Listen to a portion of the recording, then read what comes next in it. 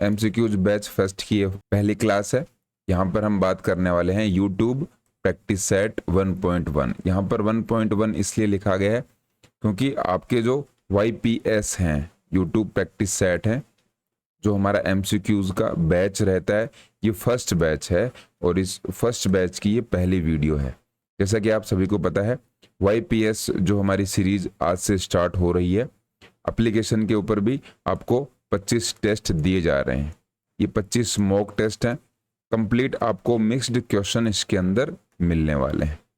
अभी अगर आपने पहला टेस्ट YPS का दे लिया है या फिर पहला टेस्ट आपने अटेम्प्ट कर दिया है, उसके बाद में अगर आप इस वीडियो को देख रहे हो तो यहाँ पर हम उसके सॉल्यूशन की बात करेंगे।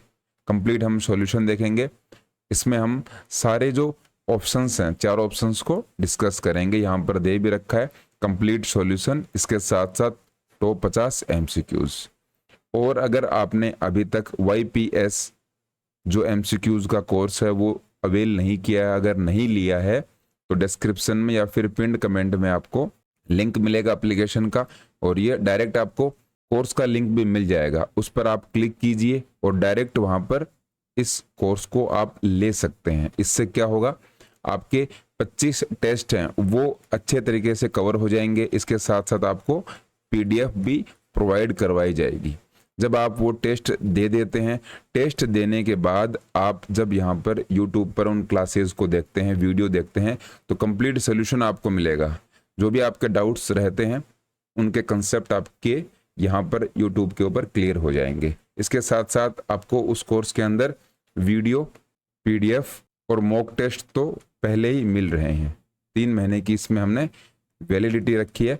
अनलिमिटेड बार आप इसको अटेम्प्ट कर सकते हो। पहला वीडियो है, स्टार्ट करते हैं। आपको समझ में आ गया होगा, इस तरीके से क्वेश्चंस हमारे रहने वाले हैं। आपने जो टेस्ट दिया था उस टेस्ट में आपको ये 50 MCQs मिले होंगे। उनमें से हर एक क्वेश्चन को हम अब डिटेल में डिस्कस करने वाले हैं। पहला क्वेश्चन क्या है, डंबल एक्सरसाइज के अंदर फ्लेक्शन गति जो होती है, फ्लेक्शन की जो हमारी मूवमेंट होती है, इसमें कौन सी बड़ी मांसपेशी संकुचित होती है। बहुत सारे नाम हैं, सभी जो टेक्निकल टर्म्स हैं एक एक को हम डिटेल में देखेंगे। सबसे पहले तो आपके सामने ये नाम नया अगर आपको लग रहा है, अगर आपने फिजिकल एजुकेशन की तैयारी अभी स्टार्ट करी है, तो फ्लेक्शन का मतलब क्या होता है, जैसे कि आपका ये हाथ है, आपने यहाँ पर डंबल पकड़ रखा है। जब आप अपने हाथ को ऊपर की तरफ उठाते हो डंबल को पकड़कर, तो ये जो आपकी हड्डी है एल्बो से आगे, ये आपका 4 आर्म है, ये यहाँ तक चला जाएगा, इस तरफ चला जाएगा। आपकी जो बाइसेप मसल है इसकी तरफ जाएगा। तो ये जब मुड़ रहा है इसका मतलब एंगल कम हो रहा है। एंगल जब कम होता है इसको हम बोलते हैं फ्लेक्शन। जब ये आपका हाथ वापस नीचे की तरफ आता है इसको क्या बोला जाता है, एक्सटेंशन। एक तो ये बात हमने समझी। दूसरा यहाँ पर क्या दे रखा है कि मसल आपके कॉन्ट्रैक्ट होंगे। कॉन्ट्रैक्ट मतलब मसल आपके संकुचित होंगी। जैसे ही आप इस तरफ आपका हाथ जाता है तो मसल आपकी कॉन्ट्रैक्ट होती हैं। कॉन्ट्रैक्ट होने का सीधा सा मतलब ये समझ लीजिए, आपके जो मसल की साइज है वो कम होती है। जैसे ही एक्सटेंशन आता है तो साइज आपकी बढ़ जाती है। इसके लिए आपको क्या पता होना चाहिए, डंबल एक्सरसाइज आपको पता ही है। आपकी जो हड्डियां हैं जो ऊपर नीचे जा रही हैं मसल की हेल्प से, उनके साथ कौन कौन सी मसल्स जुड़ी हुई हैं उनके बारे में पता होना चाहिए। तो आपके हाथ में ट्राइसेप मसल होती है और बाइसेप मसल होती है। इसके साथ साथ हैमस्ट्रिंग मसल आपकी लेग के अंदर होती है और एक होती है रेडियल मसल। इन सभी के बारे में अगर आपको पता है तो इसका आंसर आप इजीली कर सकते हो। तो हमें ये देखना है कि हमने जब डंबल को ऊपर की तरफ लिया है तो आपके जो हाथ की यहाँ पर जो शोल्डर के आगे वाली जो मसल है उसका काम ज़्यादा आया है। तो यहाँ पर जो आपकी मसल है वो है बाइसेप्स। बाइसेप का मतलब, बाई का मतलब होता है 2, सेप्स का मतलब होता है मसल। यहाँ पर 2 मसल्स का ग्रुप है। ट्राइसेप में 3 मसल का ग्रुप है। जो आपका ह्यूमरस हड्डी होती है उसके पीछे ये 3 मसल्स का एक ग्रुप होता है। इस तरीके से हमारा आंसर यहाँ पर बाइसेप करेक्ट हो जाएगा। नेक्स्ट क्या है, सर्कमडक्शन क्या होता है। बहुत सारे मूवमेंट होते हैं बॉडी के अंदर, जैसे कि एबडक्शन है, इसके बाद में आप एक नाम देखोगे एडक्शन। इसके पहले हमने फ्लेक्शन और एक्सटेंशन की बात कर ली।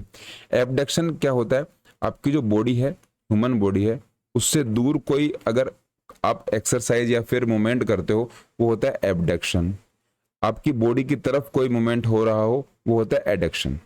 एडक्शन यहाँ पर नाम भी आप इससे समझ सकते हो, एड मतलब जुड़ना, आपकी बॉडी की तरफ कोई मूवमेंट जुड़ रही है उसको एडक्शन बोला जाता है। ये दोनों एक दूसरे के ऑपोजिट होते हैं। यहाँ पर है सरकमडक्शन, तो सरकमडक्शन ये सरकमफेरेंस से बना है। सरकमफेरेंस, सरकमफेरेंस मतलब परिधि, परिधि मतलब पूरा ऐसे घूमना हो गया। इस तरीके से ये जो मूवमेंट होती है, ये मूवमेंट आपकी देखने को मिलती है बॉल एंड सॉकेट जॉइंट में।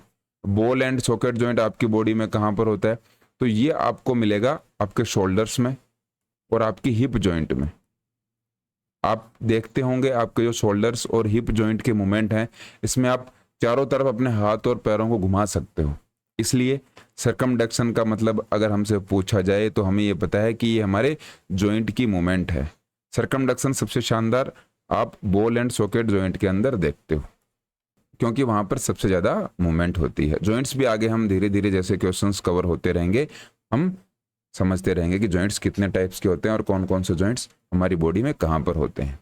नेक्स्ट क्वेश्चन है, फैक्चुअल क्वेश्चन है, 1 ग्राम वसा जो फैट है, 1 ग्राम फैट के अंदर कितनी कैलोरीज होती हैं, या फिर हम बात करें कितनी किलो कैलोरीज होती हैं।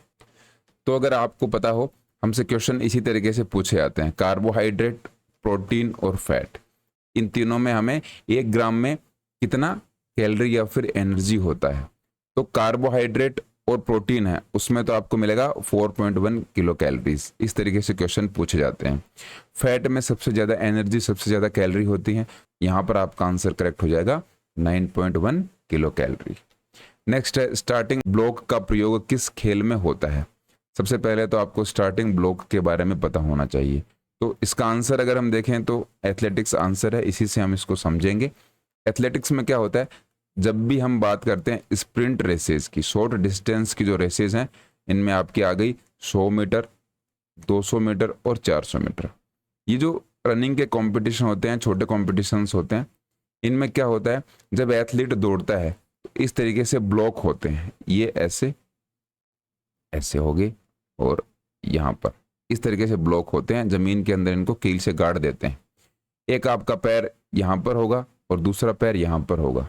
एथलीट क्या करता है, दोनों पैर यहाँ पर रखता है और जैसे ही गन का शॉट होता है या फिर क्लैपर, क्लैपर क्या होता है, नॉर्मल जो हमारे कंपटीशन होते हैं इंटरनेशनल लेवल की अगर हम नहीं बात करते हैं, तो क्लैपर का एक साउंड होता है, टक की सी आवाज आती है, उसी आवाज पे आपको दौड़ना पड़ता है। इंटरनेशनल इवेंट पे ये जो आवाज है ये आ जाती है गन शॉट की।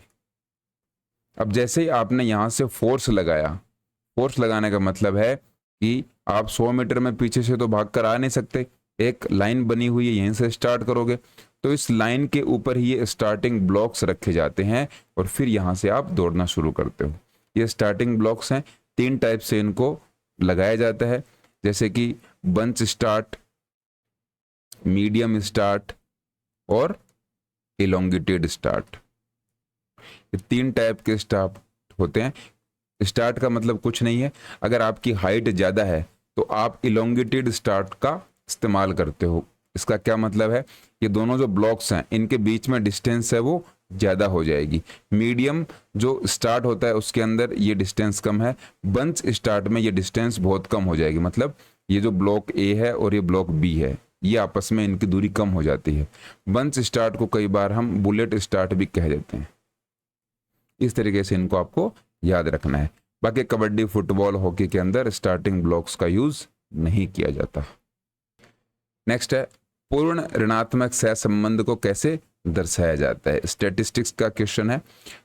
परफेक्ट नेगेटिव कोरिलेशन की बात हो रही है, जैसे कि ए और हम बी की बात करें, तो इन दोनों में जब हम रिलेशनशिप की बात करते हैं, संबंध की बात करते हैं, तो हम नेगेटिव आपका जो परफेक्ट कोरिलेशन है वो किससे डिनोट करते हैं, कौन सी ऐसी वैल्यू है जिससे आपका नेगेटिव कोरिलेशन रिप्रेजेंट हो, तो ये आपका होता है -1। ये याद रखने वाली बात है, फैक्चुअल बातें हैं, इनका ध्यान रखना है। नेक्स्ट है, केंद्रीय प्रवृत्ति के मापों में सबसे अधिक विश्वसनीय किसे माना जाता है। सेंट्रल टेंडेंसी की बात हो रही है, ना। सेंट्रल टेंडेंसी की बात हम देखेंगे क्या होता है, सबसे ज़्यादा रिलायबल कौन सा होता है, विश्वसनीय कौन सा होता है। तो मीन, मोड, मीडियन ये हम पढ़ते ही हैं। इसका आंसर आपका मीन हो जाएगा। मीन का मतलब क्या है, जैसे कि आपके सामने 10 वैल्यूज़ हैं, 10 वैल्यूज़ का मतलब 1 2 3 4 इस तरीके से 10 लिखी गई हैं। मीन का मतलब क्या होता है, 1 से लेकर 10 तक को आप जोड़ लीजिए और फिर कितनी वैल्यूज़ हैं उनका आपसे डिवाइड कर देना है। इस तरीके से जो वैल्यू आपके सामने आएगी ये आता है मीन।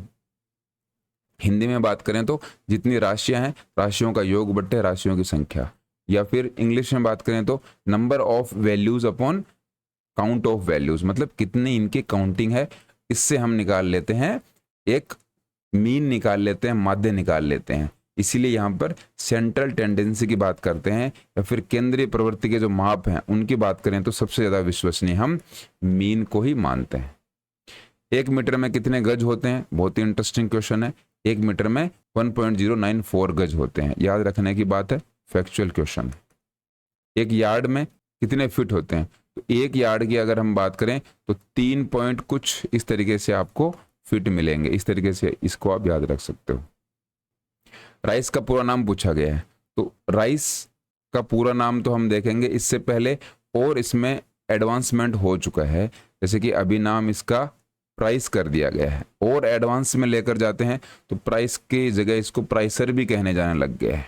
इस तरीके से आप इसको याद रखिए। क्या मतलब होता है, जब भी किसी एथलीट को, किसी इंसान को चोट लग जाती है, इंजर्ड हो जाता है, तो वहाँ पर इसका यूज़ हम करते हैं।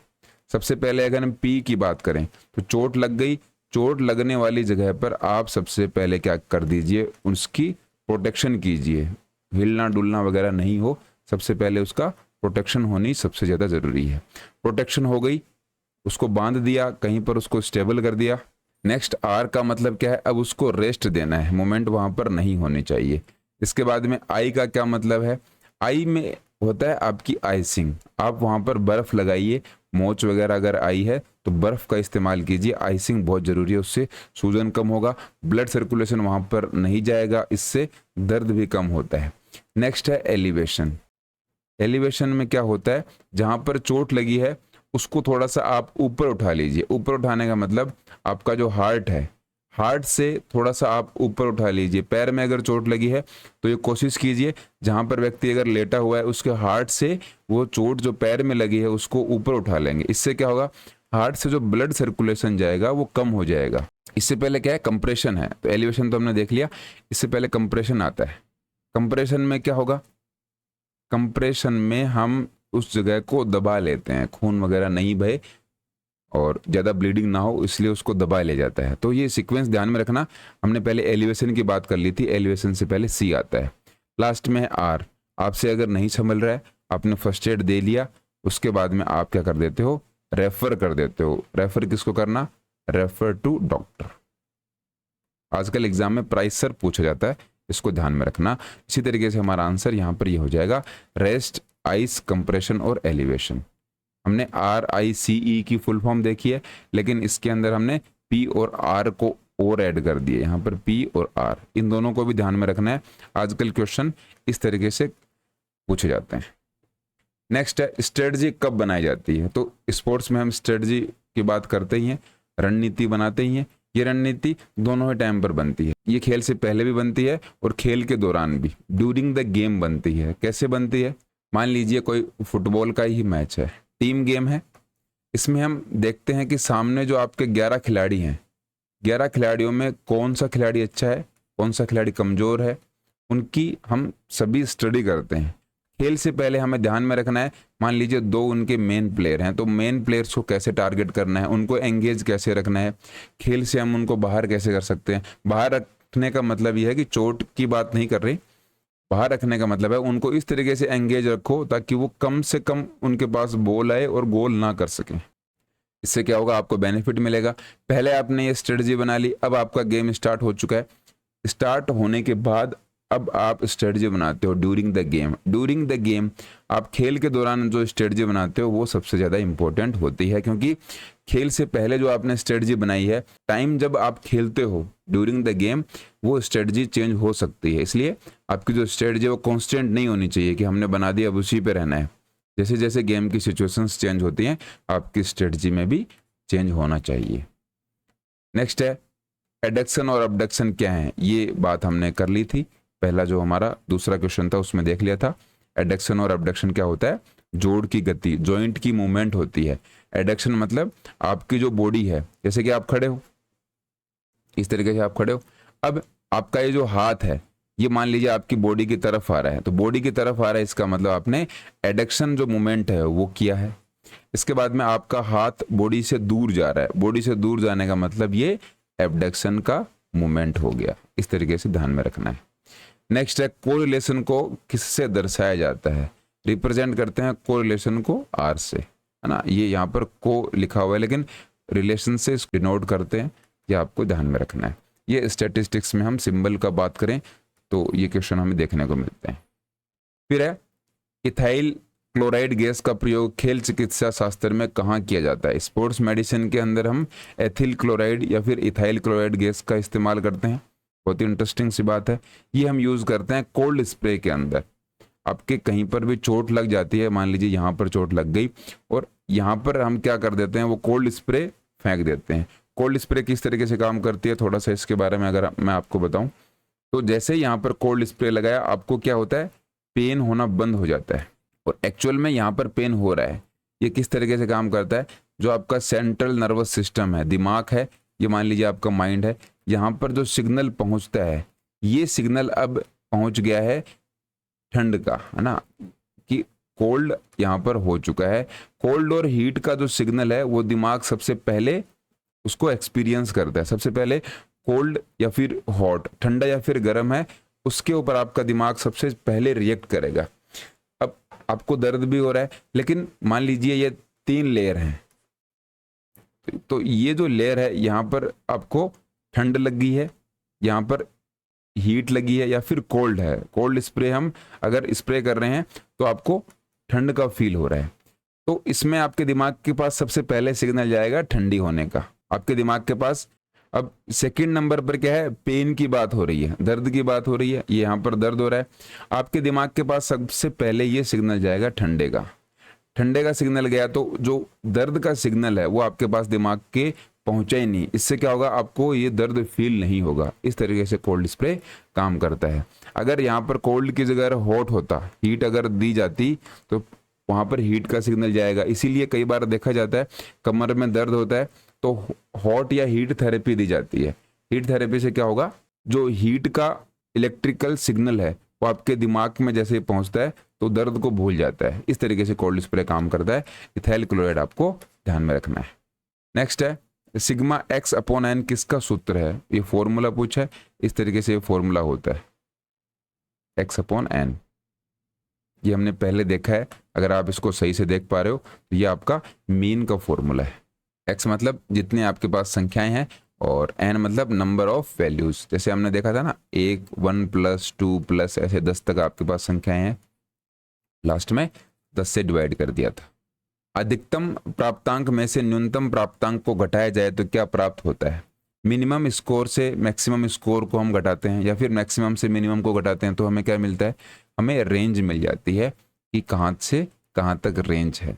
रेंज का मतलब यही होता है, मान लीजिए ये 1 है और ये 100 है, तो यहाँ से यहाँ तक इनको माइनस करेंगे तो आपको रेंज मिल जाएगी। उस रेंज को ही क्या बोला जाता है, हिंदी के अंदर प्रसार बोला जाता है। शारीरिक बल वाले मनोरंजन क्रियाएं कौन सी हैं। फिजिकल रिक्रिएशन की बात करते हैं। अब रिक्रिएशन का मतलब क्या होता है, आप कोई भी एक्टिविटी कर रहे हो उसमें रूल्स और रेगुलेशन नहीं होते, आप केवल मनोरंजन के लिए कर रहे हो। स्ट्रेस अगर आपके दिमाग में है या फिर आप आलस फील कर रहे हो, उसको ठीक करने के लिए रिक्रिएशन एक्टिविटी करी जाती है। ये रिक्रिएशन एक्टिविटी शारीरिक बल की बात की जा रही है, फिजिकल रिक्रिएशन की बात की जा रही है। फिजिकल रिक्रिएशन में चेस नहीं आता, इसमें आप दिमाग का इस्तेमाल करते हो। लूडो भी नहीं आता, कैरम भी नहीं आता, तो फुटबॉल हमारा राइट आंसर हो जाएगा। एमसीक्यूज करने की सबसे बढ़िया जो टेक्निक है, सबसे बढ़िया जो तरीका है वो यही है कि 4 ऑप्शंस में से कौन सा ऑप्शन नहीं हो सकता, इसको बोलते हैं एलिमिनेशन मेथड। ये हम पढ़ेंगे अलग से वीडियो में कि आपको एमसीक्यूज कैसे अटेम्प्ट करना है।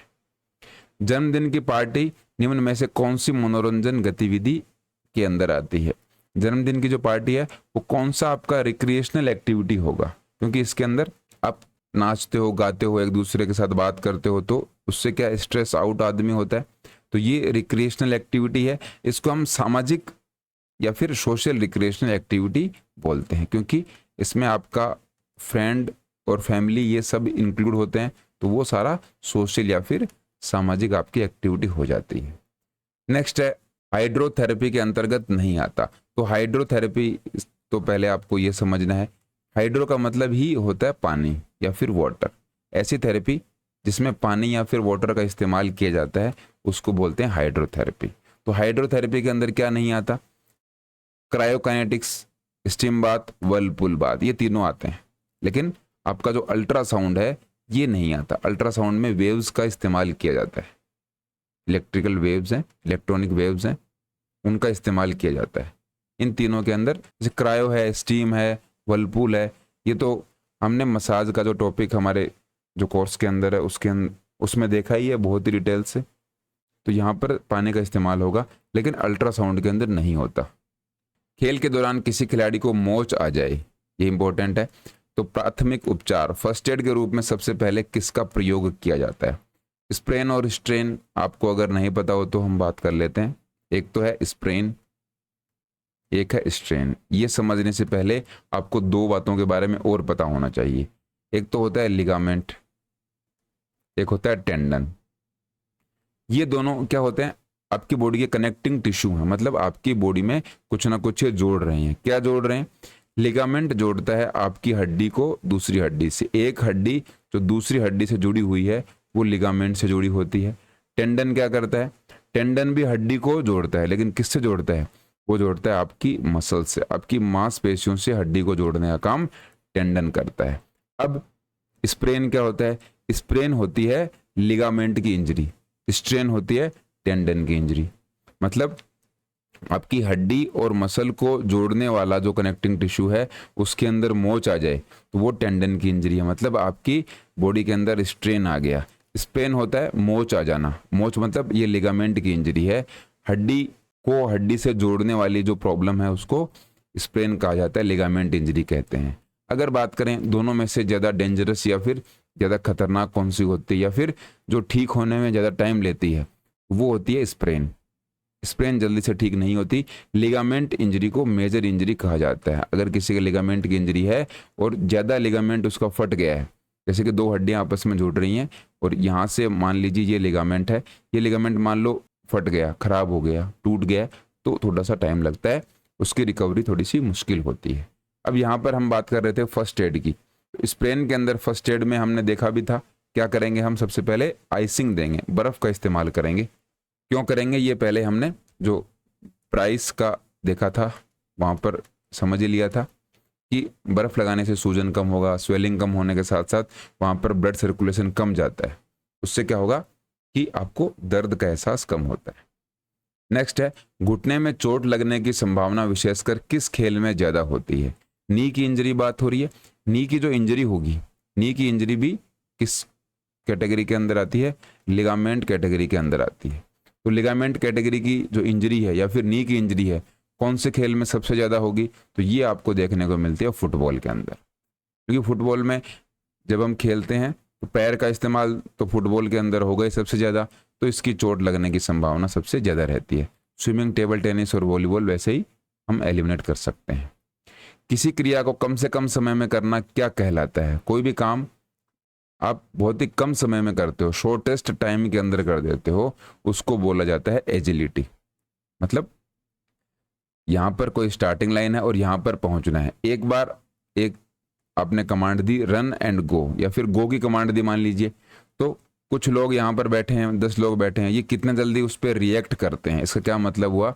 कम से कम टाइम में, शॉर्टेस्ट टाइम में अगर आप रिएक्ट करते हो, जल्दी रिएक्ट करते हो, वो आपकी होती है एजिलिटी या फिर चपलता, हिंदी में अगर बात करें तो।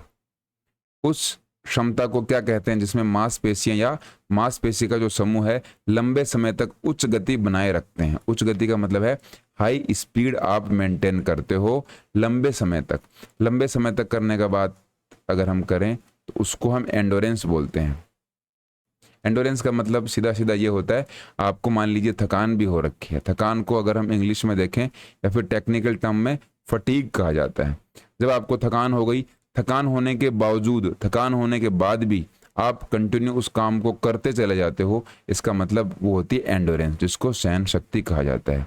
अब यहाँ पर कौन सी एंडोरेंस के बारे में पूछा है, आपकी जो मसल्स हैं, कोई भी एक मसल किसी भी एक्टिविटी को नहीं करवा सकती, बहुत सारी मसल्स उसके अंदर शामिल होती हैं, बहुत सारी मांसपेशियां उससे जुड़ती हैं, उसके बाद में किसी एक्टिविटी को हम परफॉर्म कर सकते हैं।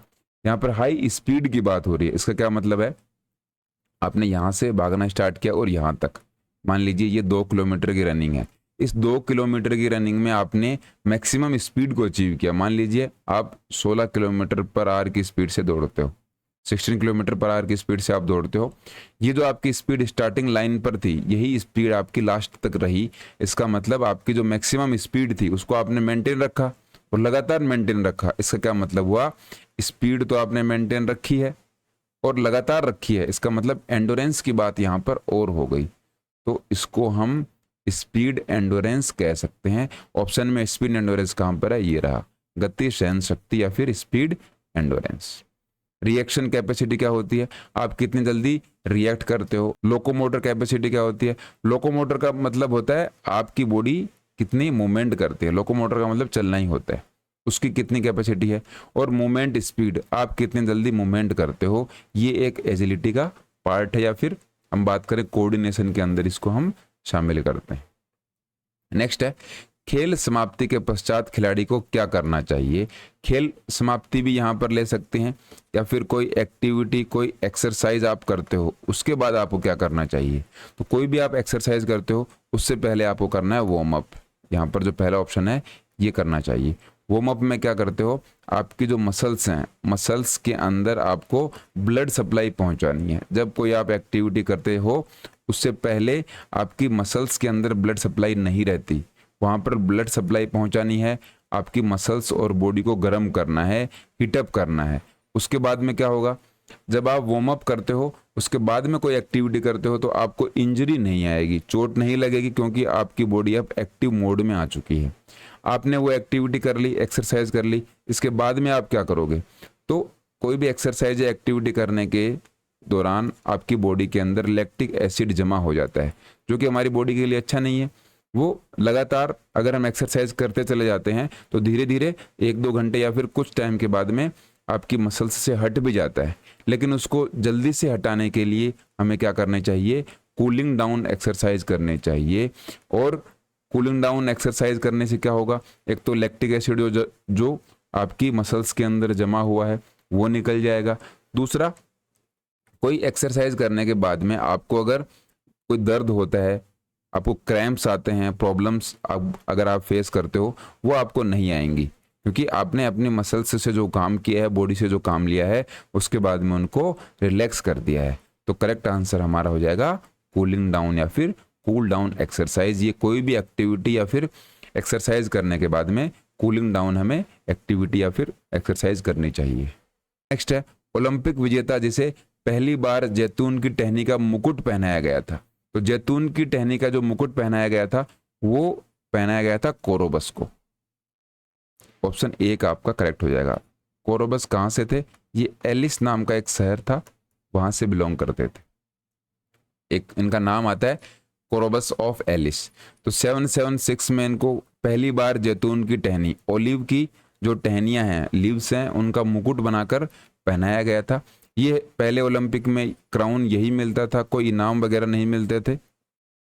और मॉडर्न ओलंपिक में भी स्टार्टिंग के जो ओलंपिक्स हुए थे उनमें तो जैतून की जो टहनी है उनका ये मुकुट पहनाते थे। इसके बाद में तो मेडल वगैरह स्टार्ट हो गए थे। तो आपको ये याद रखना है, थोड़ा सा फैक्चुअल क्वेश्चन। नेक्स्ट है न्यूटन का तीसरा नियम निम्न में से कौन सा है। तो ये हमने बात कर ली, एक्शन रिएक्शन या फिर क्रिया प्रतिक्रिया का नियम है। पहला नियम है जड़त्व का नियम, दूसरा है एक्सेलरेशन या फिर त्वरण का नियम। मानव शरीर में भार का लगभग कितना प्रतिशत स्वैच्छिक मांसपेशियों का होता है।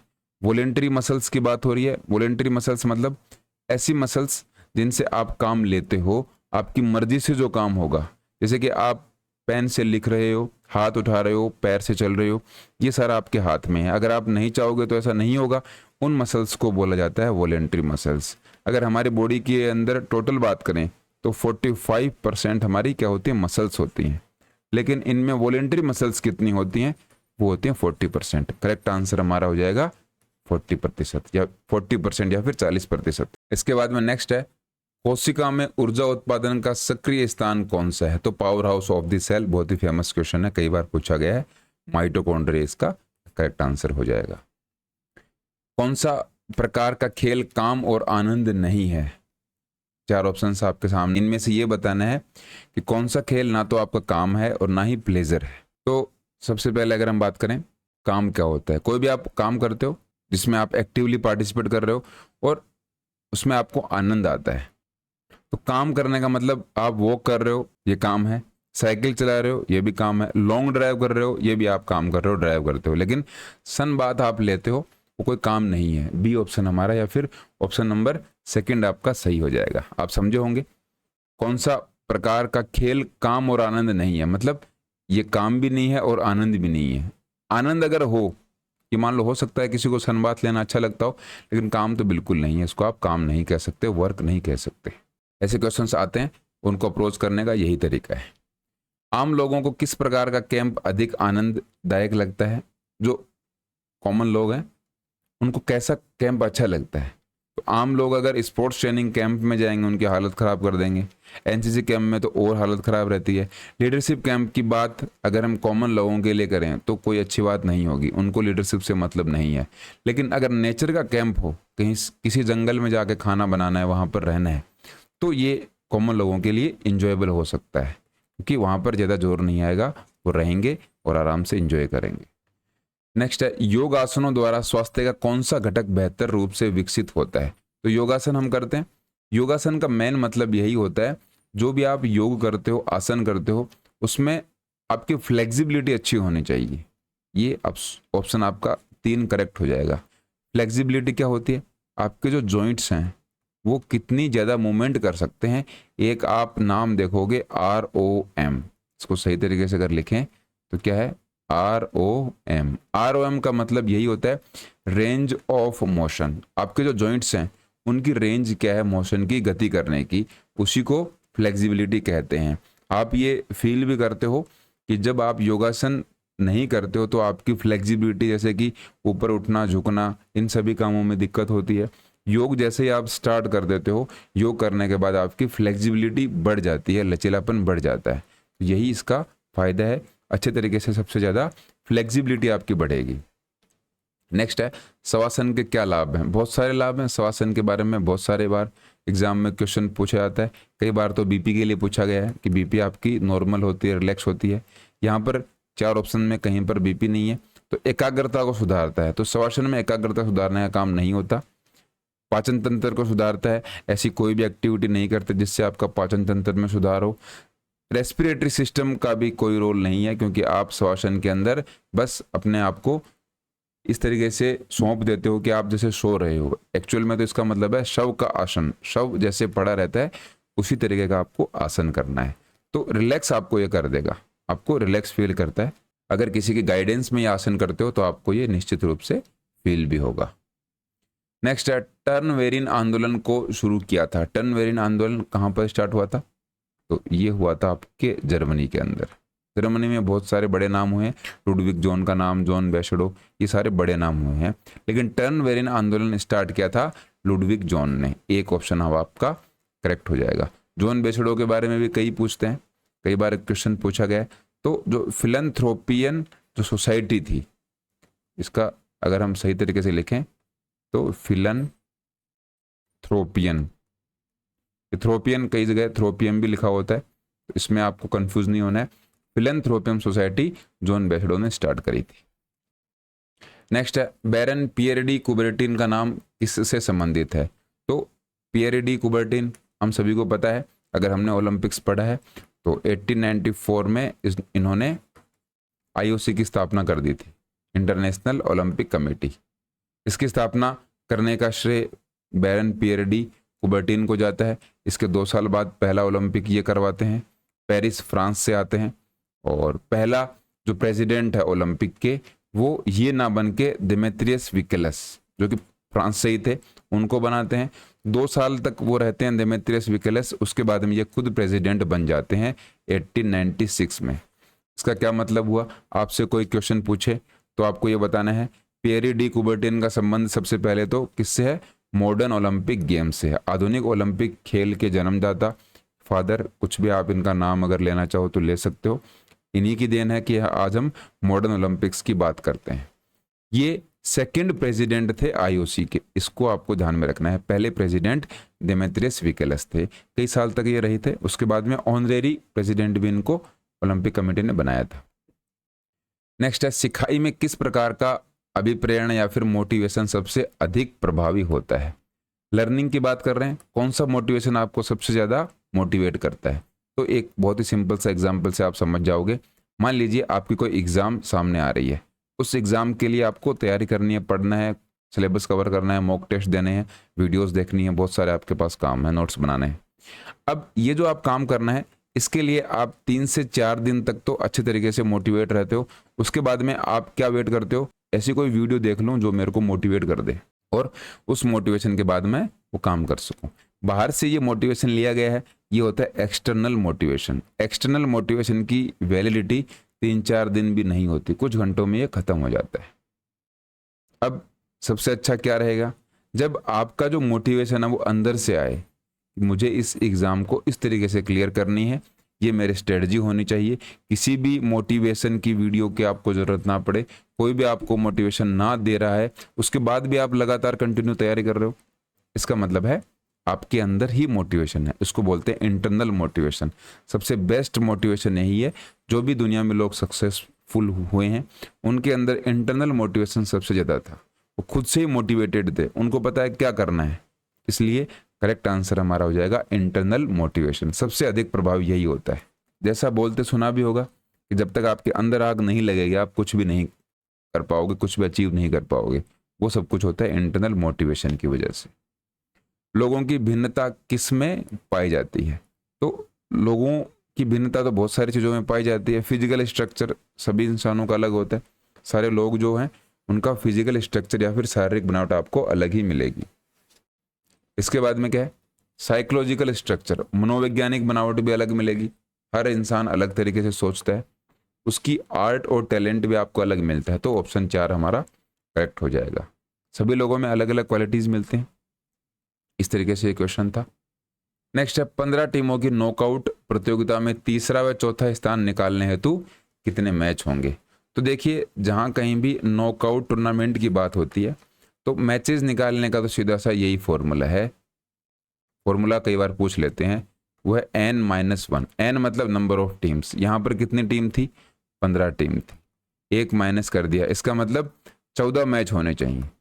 14 मैच का ऑप्शन यहाँ पर दे रखा है, लेकिन क्वेश्चन क्या पूछा है कि हमें तीसरा और चौथा स्थान भी निकालना है। तीसरे और चौथे स्थान के लिए कितने मैच और होंगे? तो हमें पता लग गया कि जो हमारा फाइनल मैच था उस फाइनल मैच में एक तो हमें फर्स्ट और एक सेकंड, ये तो हमें मिल गए। एक मैच हमें और कराना है। एक मैच कराने का मतलब है तीसरे नंबर पर और चौथे नंबर पर जो टीम है उनके बीच में हमें एक मैच और कराएंगे। तो उससे क्या मिल जाएगा? थर्ड और फोर्थ मिल जाएगा। इसका मतलब क्या हुआ? 14 मैच तो पहले थे और एक मैच आपने और करवा दिया, क्योंकि तीसरा और चौथा स्थान निकालने के लिए आपको 2 मैच नहीं करवाने। 2 मैच कराने से तो और मामला बढ़ जाएगा। फाइनल मैच कराया उससे फर्स्ट सेकंड मिल गई, एक मैच और कराया उसमें आपको क्या मिल गया? थर्ड और फोर्थ मिल गए। करेक्ट आंसर इसका 15 हो जाएगा। इस तरीके से 22 का भी क्वेश्चन पूछ लेते हैं। जैसे कि यहाँ पर 15 टीम है, अगर 10 टीम होती तो कितनी 22 दी जाएंगी? तो आपको पता है 2 की पावर n इसका फॉर्मूला होता है। 2 की पावर मान लीजिए 3 है, 2 की पावर 4 है, 2 की पावर 5 है। इस तरीके से इनको सोल्व किया जाता है। 10 टीम है तो 10 टीम में नेक्स्ट 2 की पावर कौन सी आएगी? वो आएगी 16। इसका मतलब कितनी 22 दी जाएंगी? 6 22 दी जाएंगी। ये मैं बहुत ही शॉर्ट में बता रहा हूँ, क्योंकि जब टूर्नामेंट का टॉपिक आएगा उसमें हम इसको पढ़ेंगे, और जो ऐप के अंदर कोर्स है उसमें तो हमने डिटेल में इसको डिस्कस किया ही है। बहुत अच्छे क्वेश्चन बनते हैं, इनको आपको ध्यान में रखना है नॉकआउट टूर्नामेंट के। नेक्स्ट है 10 टीमों की डबल लीग प्रणाली में कुल कितने मैच होंगे। तो लीग की अगर हम बात करें तो यहाँ पर आप देखिए LEAGUE, ये लीग की स्पेलिंग है। ये आपको अगर याद नहीं रहती है तो भी कोई बात नहीं, आपको ये तरीका पता होना चाहिए। लीग दो टाइप की होती है, सिंगल और डबल। सिंगल का मतलब एक टीम दूसरी टीम के साथ एक बार खेलेगी। डबल लीग का मतलब एक टीम दूसरी टीम के साथ 2 बार खेलेगी। इसका मतलब मैचेज आपके जस्ट डबल हो गए। सिंगल लीग और डबल लीग के ये जो मैचेज हैं इनको निकालने का फॉर्मूला भी अलग अलग होगा। क्या होता है, सिंगल लीग में होता है n इंटू, ये होता है n(n-1/2), ये सिंगल लीग का फॉर्मूला है। डबल लीग का फॉर्मूला होता है n(n-1), बस अपॉन में 2 नहीं होता। यहाँ पर क्वेश्चन डबल लीग का पूछा है। अगर सिंगल लीग का पूछते तो n का मतलब नंबर ऑफ टीम्स, कितनी टीम है, यहाँ पर 10 टीम दे रखी है तो ये 10 लिख दिया। इसके बाद में n-1 मतलब 10 से 1 कम किया, अपॉन में 2 लिख दिया। कितना आया 10 इंटू 9, क्योंकि 10 में से 1 गया 9 बचा, अपॉन 2। या तो इनको सोल्व करने के बाद 2 से डिवाइड कर लो या फिर पहले इनको काट दो। 5 से कट गया 9 5 45, तो 45 मैचेज होंगे अगर ये सिंगल लीग होगा तो, है ना। यहाँ पर डबल लीग का नहीं कर रहे। अब अगर बात करें डबल लीग, तो डबल लीग का फॉर्मूला क्या है, n इंटू n-1। n मतलब 10, n-1 मतलब 10 माइनस 1, कितना आया 10 इंटू 9। 10 को 9 से अगर गुणा करते हैं तो कितना आता है 90 आता है। मतलब एक टीम दूसरी टीम के साथ 2 बार खेल रही है। 90 अगर ऑप्शन में है तो हमारा आंसर 90 सही हो जाएगा। B is the correct answer, या फिर आपका ये 90 करेक्ट है। इस तरीके से आप इस क्वेश्चन को अटेम्प्ट कर सकते हो। यहाँ पर सिंगल अगर पूछते तो आपका आंसर ये सही होता, यहाँ पर हमें डबल पूछा है। लंबी कूद में किस प्रकार की ताकत का उपयोग होता है। लंबी कूद मतलब लॉन्ग जंप है। लॉन्ग जंप में कैसी पावर का यूज होता है, तो हम पहले इन चारों ऑप्शंस को देखेंगे। आप इन ऑप्शंस को देखते ही समझ जाओगे। सबसे पहले एक्सप्लोजिव स्ट्रेंथ। एक्सप्लोजिव का मतलब विस्फोट। ऐसी आप ताकत लगाते हो, ऐसी यहाँ पर स्ट्रेंथ की बात हो रही है जो बहुत ही कम समय के लिए होती है लेकिन वो मैक्सिमम होती है। ऐसी ताकत की बात कर रहे हो जो कि बहुत ही कम टाइम के लिए होती है लेकिन आप उसको पूरा लगा देते हो, वो होती है एक्सप्लोजिव स्ट्रेंथ। मैक्सिमम स्ट्रेंथ क्या होती है, अपनी पूरी ताकत लगाना, जैसे कि वेट लिफ्टिंग के अंदर हम लगाते हैं। स्ट्रेंथ एंडोरेंस मतलब आप जो ये ताकत लगा रहे हो वो कितनी देर तक लगा पाते हो। जैसे कि वेट लिफ्टिंग का ही अगर हम एग्जांपल देखें तो आपने मान लीजिए वेट को उठा लिया, इस तरीके से वेट को उठा लिया और आप वेट को उठाकर खड़े हो, इस तरीके से खड़े हो। ये जो एग्जाम्पल है ये आपका आता है स्ट्रेंथ एंडोरेंस का। नेक्स्ट है मिनिमल स्ट्रेंथ। मिनिमल तो मतलब कम से कम ताकत लगाते हो। तो लंबी कूद में आपके लिए सबसे ज़्यादा एक्सप्लोजिव स्ट्रेंथ का यूज होता है। मैक्सिमम स्ट्रेंथ उसमें काम में आती है लेकिन एक्सप्लोजिव स्ट्रेंथ का सबसे ज़्यादा रोल होता है। मैक्सिमम में आप जितनी ज़्यादा ताकत लगाना चाहते हो उतनी ताकत लगा देते हो, लेकिन विस्फोटक जो स्ट्रेंथ है एक बार में ये लगती है आपकी 2 से 3 सेकेंड मैक्सिमम। जैसे ही ये लाइन है, आपको लॉन्ग जंप करना है तो यहाँ पर कूदना है। जैसे आप भाग कर आते हो और यहाँ पर जैसे आपका पैर टिकता है, पैर का जो आपका पंजा लगा, उस पंजे के लगने के बाद जैसे ही आपने वो फोर्स लगाया, जमीन को नीचे की तरफ पुश किया और आप ऐसे ऊपर की तरफ आके और आगे लैंड करते हो। तो जैसे ही आपने जो यहाँ पर पुश किया है जमीन को नीचे पंजों से, वो जो फोर्स लगेगी, वो जो स्ट्रेंथ होगी, उसको बोलते हैं एक्सप्लोजिव स्ट्रेंथ।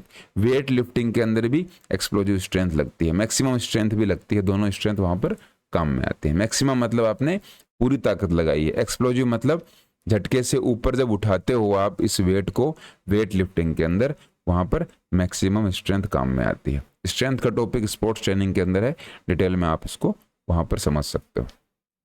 नेक्स्ट है लिम्बरिंग डाउन या फिर कूलिंग डाउन कब किया जाता है। ये हमने इस वीडियो में पहले ही देख लिया।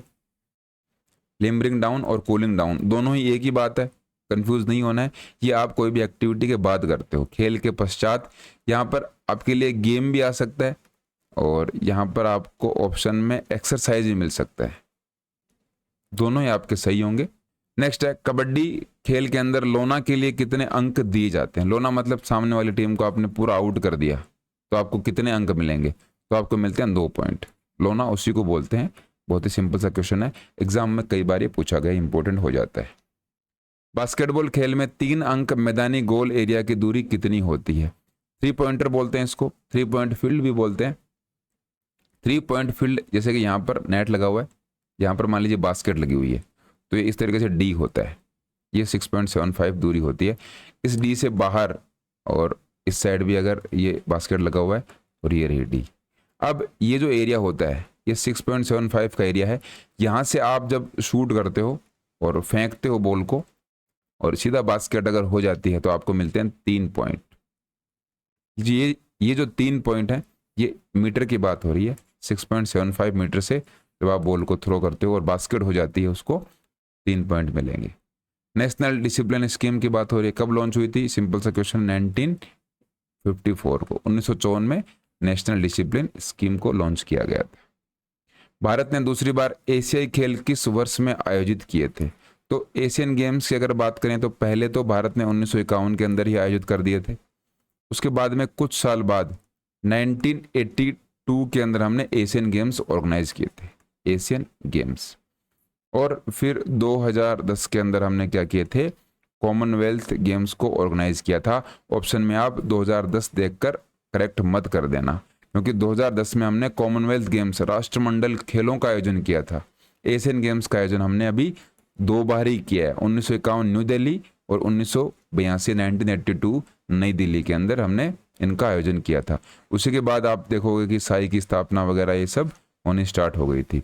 तो करेक्ट आंसर हमारा हो जाएगा ऑप्शन सी, 1982। स्वस्थता का महत्व क्या है? इंपॉर्टेंस क्या है हेल्थ की? तो हेल्थ की इंपॉर्टेंस क्या है? हेल्प्स इन गुड लिविंग, अच्छे जीवन व्यापक में आपको सहायक होना। जैसे कि यहाँ पर ऑप्शंस हैं, इन ऑप्शन से आप इनको इजीली कर सकते हो। ये तो बहुत ही सिंपल से क्वेश्चन है, ये कॉमन सेंस के क्वेश्चन इनको कहा जाता है। ऐसे बहुत सारे क्वेश्चन बन सकते हैं जो क्वेश्चन कहीं भी आपको कोई कोचिंग नहीं पढ़ाएगी, कहीं भी आपको नोट्स में नहीं मिलेंगे, या आपके कॉमन सेंस के ऊपर डिपेंड होने वाले क्वेश्चन है। हर एक एग्जाम में ऐसे क्वेश्चन होते हैं। कोई भी कोचिंग, कोई भी नोट्स, कोई भी बुक ऐसे सभी क्वेश्चंस को नहीं करवा सकती जो आपके लिए एग्जाम में आए। इन क्वेश्चंस को करने के लिए आप उस समय क्या सोचते हो, आपका माइंड सेट उस समय क्या है, उसके अकॉर्डिंग इन क्वेश्चंस को अटेम्प्ट कर सकते हैं। नेक्स्ट है, निम्नलिखित में से कौन सी हमारी सांस्कृतिक धरोहर है? कल्चरल हेरिटेज की बात हो रही है, बहुत ही फेमस क्वेश्चन है, लगभग सभी एग्जाम्स में इसको पूछा गया है, लेकिन आपको पता होना चाहिए ये क्वेश्चन रिपीट हो सकता है। तो आपको स्पोर्ट्स का नाम लिखना है, वहां पर आपको कुछ भी बड़े बड़े नाम मिले, लेकिन स्पोर्ट्स और कल्चरल हेरिटेज को आपस में जोड़ देना है, आपको वहां पर कंफ्यूज नहीं होना है। नेक्स्ट है, हड्डी टूटने पर सबसे पहला उपचार क्या होना चाहिए? तो ये हमने बात करी है। सबसे पहले आपको क्या करना चाहिए? Immobilise the part. अब ये आपने कहां पर पढ़ा था? PRICER, ये हमने देखा था। सबसे पहले हमने बात करी थी प्रोटेक्शन की और रेस्ट की। तो सबसे पहले आप क्या करोगे? सबसे पहले आप चोट लगने वाले भाग को प्रोटेक्ट करोगे, इमोबिलाइज करोगे, उसको रेस्ट देने का काम करते हो, मतलब वहां पर हलचल नहीं होनी चाहिए। उसके बाद में तीसरे नंबर पर आता है आइसिंग। तो आइसिंग तो नहीं होगा। टिटनस का इंजेक्शन, तो ये तो बहुत ही गलत सा ऑप्शन हो गया, क्योंकि डॉक्टर के पास आप कब लेकर जाओगे? जब आपने क्या कर लिया, कंप्रेशन भी हो गया, एलिवेशन भी हो गया, लास्ट में आप रेफर करते हो डॉक्टर के पास। तो इस तरीके से अगर आप करोगे तब भी इस क्वेश्चन के आंसर तक आप इजीली पहुंच सकते हो। नेक्स्ट है, जांघ की मांसपेशी के विकास के लिए सबसे अच्छा व्यायाम कौन सा है? कहाँ की बात हो रही है? थाई की मसल के लिए। तो थाई में आपकी कितनी मसल्स होती हैं? अगर हम थाई की आगे वाली मसल्स की बात करें तो उनको बोलते हैं क्वाड्रिसेप्स। क्या बोलते हैं? क्वाड्रिसेप्स। क्वाड्रिसेप्स का मतलब, क्वाड का मतलब 4, सेप्स का मतलब मसल्स। कितनी मसल्स का ग्रुप होता है? 4 मसल्स का ग्रुप होता है। आपकी जो थाई की पीछे की मसल होती हैं उनको बोलते हैं हैमस्ट्रिंग। हैमस्ट्रिंग में 3 मसल्स होती हैं, इनको आपको याद रखना है। अब स्क्वाट क्या होते हैं? उठक बैठक होती हैं। उठक बैठक अगर आप लगाते हो तो उससे आपकी जो थाई की मसल है वो अच्छे तरीके से डेवलप हो जाती है। नेक्स्ट है, लेट शब्द किस खेल में प्रयोग होता है?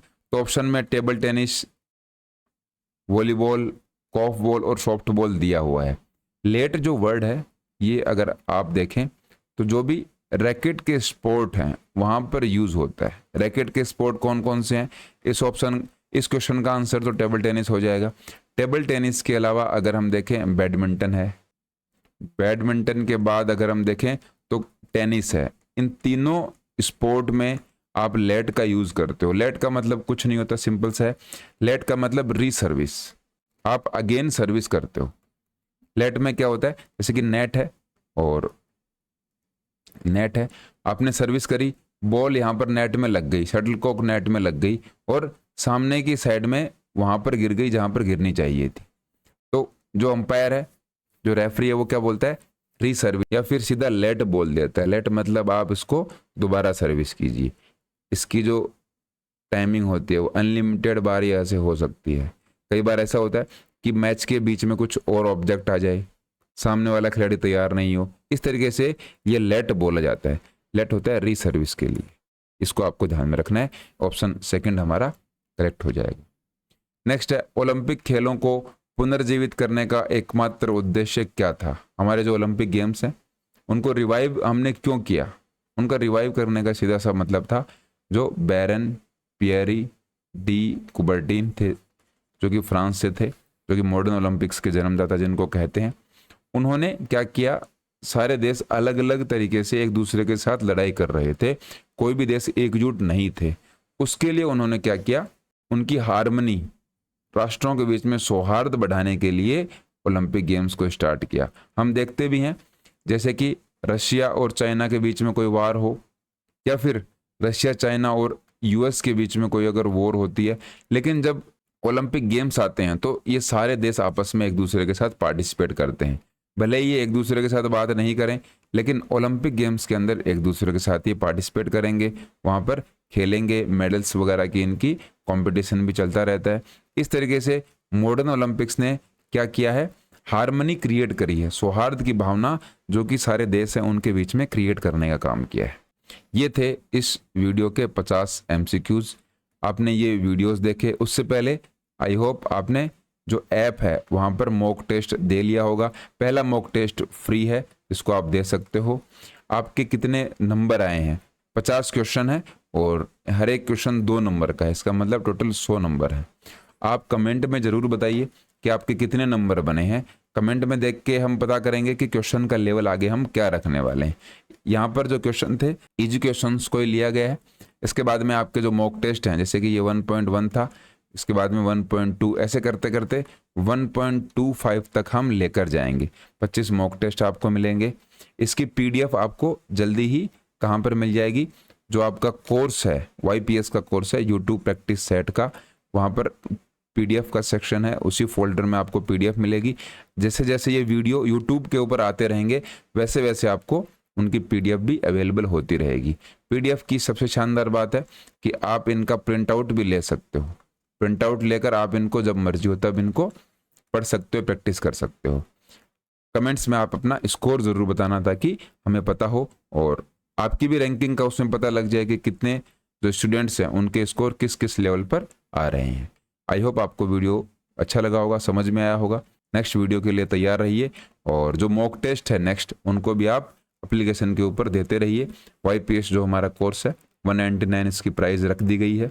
आप किसी भी एग्ज़ाम के अगर प्रिपरेशन कर रहे हो, निश्चित रूप से आपको वो हेल्प करेगा, बहुत आपके लिए मददगार साबित होगा। इसीलिए इस कोर्स को लॉन्च किया गया है कि आप पहले अपनी प्रैक्टिस कीजिए। अगर आपको कुछ समझ में नहीं आता है उसके बाद में आप यूट्यूब पर आइए और यहाँ पर आपके सारे कंसेप्ट, किस तरीके से इनको याद करना है, अटेम्प्ट कैसे करना है क्वेश्चंस को, हम जैसे कि इस वीडियो में डिस्कस किया है, सभी क्वेश्चंस को डिटेल में हम डिस्कस करेंगे और पढ़ेंगे। फिलहाल इस वीडियो में इतना ही। धन्यवाद।